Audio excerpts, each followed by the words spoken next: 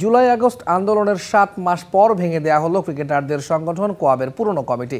সেলিম শাহেদকে প্রধান করে 13 সদস্যের অ্যাডহক কমিটি গঠন করা হয়েছে। সিনিয়রদের মধ্যে নান্নু বাশার সহ থাকছেন 5 জন, আর 8 বিভাগ থেকে থাকবেন 1 জন করে। জুলাই আগস্ট আন্দোলনের পর পরিবর্তন এসেছে সব জায়গায়। নতুন করে আবারও সাজানো হচ্ছে বিভিন্ন প্রতিষ্ঠান। জুলাই বিপ্লবের পর থেকেই লাপাত্তা কোয়াব সভাপতি নাইমুর রহমান দুর্জয়। কর্তাদের নিষ্ক্রিয়তায় জুলাই আন্দোলনের আগেও এই সংগঠন নিয়ে ক্রিকেটারদের মাঝে ছিল অসন্তোষ। অবশেষে দেরিতে হলেও সরকার পতনের 7 মাস পর ভেঙে দেওয়া হলো ক্রিকেটারদের সংগঠন কোয়াবের কমিটি। মিরপুরে কোয়াব নিয়ে মিটিংয়ে এই সিদ্ধান্ত নেওয়া হয়েছে, যেখানে আগের কমিটি ভেঙে দিয়ে করা হয়েছে এডহক কমিটি। এখন নতুনভাবে আমরা এডহক কমিটি করেছি এবং সেটাতে আমরা হেড করেছি সেলিম শাহেদকে।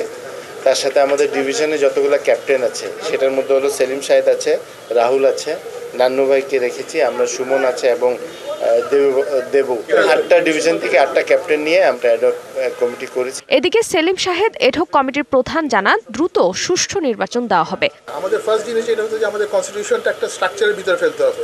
সব মশার বিরুদ্ধে সুরক্ষা দিতে এলো বসুন্ধরা এক্সট্রিম অ্যারোসল। মশার বিরুদ্ধে এক্সট্রিম সুরক্ষা, যেখানে প্রসেস কন্ট্রোল থাকবে, যে প্রসেস অনুযায়ী যাতে চলে, যাতে কেউ আমরা আজকে এক্স আছি কালকে আমরা থাকবো না, যারা কারেন্ট খেলছে তারা 2 দিন পরে এক্স হবে। সো আমরা সিস্টেমটা ডেভেলপ করার চেষ্টা করব, গাইডলাইন্স ক্রিয়েট করতে পারি for next election.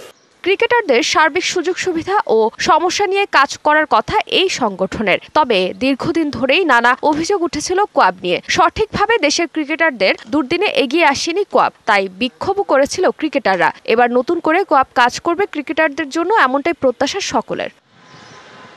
Farzana Jahan Priya, DBC news.